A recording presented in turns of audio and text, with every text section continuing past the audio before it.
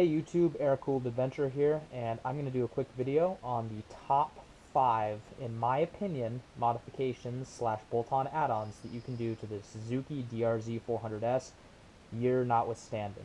Now, these are just what are, in my opinion, the top 5 modifications slash add-ons you can do. By no means does this mean that everyone has to do this, or that nobody should. It just means that these are what are, in my opinion, probably are what you should do. Alright, I'm going to go from least to most important. Number 5, I would say, is a skid plate. This is a Thumper Talk skid plate. It's about $90. They'll run 90 to 110 for most bikes, specifically the DRZ. Now, I know some people who don't run skid plates. Some people don't run them because they think that it's bad for engine heating or for engine cooling. Some people think it's necessary. Some people just don't want to spend the money. Some people think that they just don't need it. I, I've seen some really bad things happen without a skid plate. I've seen cases get cracked open. I've seen frames get irreparably damaged. So to me, it's just worth it to run a skid plate. I'll just leave it at that. Like, it's pretty simple. Like, I don't really need to explain why you need one, or why I think you should have one, or why I think it's important. It's very easy to mount as well, so it's not too expensive, and it's very, very easy to install. You basically need to know how to turn a wrench, like on a rudimentary level. Alright, number 4, moving on. Handlebars. The stock bars are made out of pretty thin wall, soft steel. They bend super easily, and if you lay it down, which if you're riding hard at all, or just you're a person who rides motorcycles, you will, it's really nice to have a decent set of bars that won't bend immediately. These are Pro Taper 7/8 thick wall aluminum bars. They're pretty good. Renthal would work too, but the stock bars are pretty flimsy. So that would be my number 4. And as far as these bars, or installing these bars, I should say, it's not very difficult. Again, just basic wrenching skills are required. Number 3 is like number 1 on this list, actually, in that it's internal. It's inside the bike.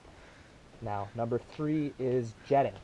I think that while stock, the DRZ 400S has better jetting than a lot of bikes out there. Cough. KLX 250S Kawasaki. Cough. Anyway, weird frog in the throat. This is pretty important. To get your bike running right and to really maximize your power, even with a stock exhaust, which I mostly am running here, and relatively stock airbox, just doing some basic jetting work as far as raising the needle a little bit and selecting the correct pilot and main jet for the riding altitude and conditions and all that is very important. You'll get a noticeable amount more response out of the bike, and it'll just run better, just better. Along with that, I'd say maybe modifying the airbox, the 3x3 mod, running a better filter, whatever, but main thing is get some good jets in there. Alright, moving on to number 2. For me, this is case protection. What do I mean by case protection? Well, by case protection, I mean case savers. It's not an expensive part. It's really easy to do. You literally just take RTV, or room temperature vulcanizing paste, shmoo, and you just stick these on here. Now, I have gone a little extra in that I actually gouged, even with the case saver, I gouged my magnesium case in when I struck a rock while riding on single track, so I have a billet aluminum, red anodized clutch cover here. But at the very least, I think some case savers are important, and in my case, when I did gouge that case, this held in all the oil, which would not have happened otherwise, and so I didn't lose any oil, and I was able to make it home that day. These are really important. They're very cheap, like $20 or less, and anyone who's ever owned a DRZ knows how thin these magnesium cases are. So that's my number 2. Now, my number 1 is 2 things, and both have to do with the mechanics of the bike. One is way harder than the other. Part 1 of my number 1, and both these, in my opinion, are basically musts on a DRZ. Number 1, part 1, is the manual cam chain tensioner. The automatic cam chain tensioner on the 2000 models almost certainly will fail. Now, on the later models, it's not as unreliable, but they've had like 4 different models of the manual or the automatic cam chain tensioner on this bike. There's a reason for that. They just don't work that well. It's a very important mod. It's like $50. It's, you just unbolt the old one, bolt in the new one, and then you just have to look up online how to adjust it. It's pretty simple, pretty straightforward.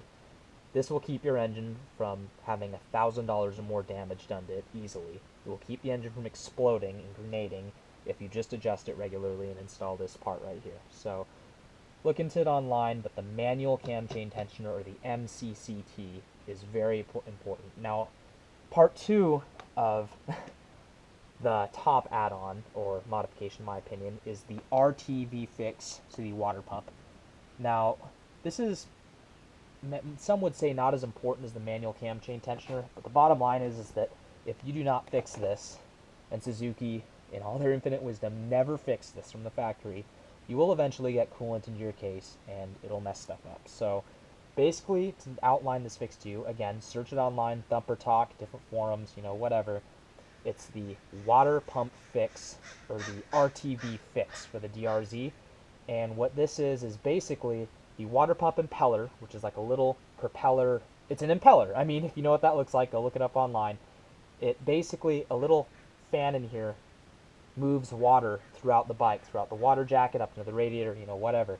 And what happens is that there's a seal behind it. Well, technically there's a little ceramic donut that sits behind the impeller, and it's not large enough, for lack of a better word. And so it leaves a space that coolant starts getting by, and there are two seals. So at first coolant gets by the coolant seal and starts weeping out of a hole right here. And you can see my case is silver here versus the gray around it due to that coolant weep that it had.